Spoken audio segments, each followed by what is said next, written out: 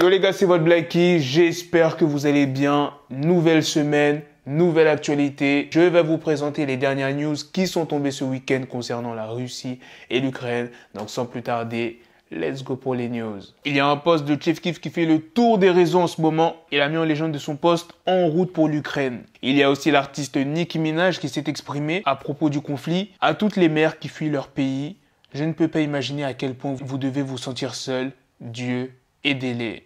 Mon cœur est brisé en mille morceaux. Maintenant que je vous ai parlé des artistes, passons à l'actualité. Concernant les deux pays, il y a eu des bombardements intensifs à Kharkiv dans l'est de l'Ukraine. Ce week-end, il y a un bébé qui est né dans le métro de Kiev, qui, je le rappelle, sert désormais d'abri anti-bombe aux habitants. Vidéo complètement insolite, c'est pas la seule, restez bien jusqu'à la fin. Il y a un Ukrainien qui a croisé un blindé russe en panne sur une route et a demandé aux soldats s'ils voulaient qu'il les ramène en Russie. Kiev a durci son couvre-feu, toute personne dans la rue entre 17h et 8h du matin sera traitée en ennemi. C'est pour que les soldats ukrainiens se concentrent sur leurs ennemis et qu'ils ne prennent pas de risques pendant les affrontements pour aider certains civils. Les États-Unis vont fournir une nouvelle aide militaire d'un montant de 350 millions de dollars à l'Ukraine pour l'aider à combattre l'invasion russe. Des centaines de personnes se sont réunies à Paris en soutien à l'Ukraine.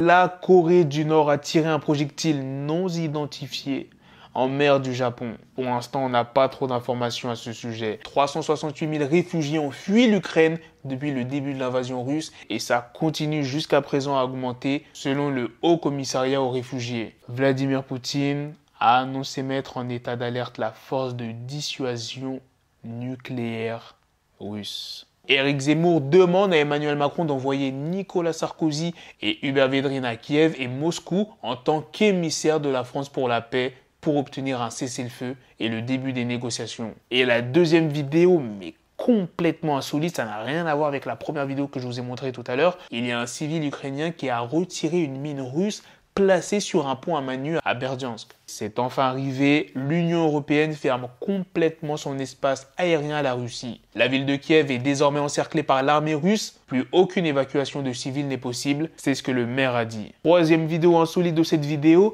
il y a un agriculteur ukrainien qui a utilisé son tracteur pour prendre un blindé russe sous les yeux des soldats russes qui l'occupaient. Valérie Pécresse qui propose que la France et l'Union européenne désignent Nicolas Sarkozy en tant que médiateur européen pour l'Ukraine en vue d'obtenir un cessez-le-feu et le début des négociations avec la Russie. Sur cette vidéo, tu peux voir la destruction d'un dépôt de munitions de l'armée ukrainienne à Cherkassy. Voilà ce que je pouvais vous proposer comme news concernant le conflit entre la Russie et l'Ukraine. Dites-moi dans les commentaires qu'est-ce que vous en pensez de toutes les news que je vous ai présentées et surtout des vidéos.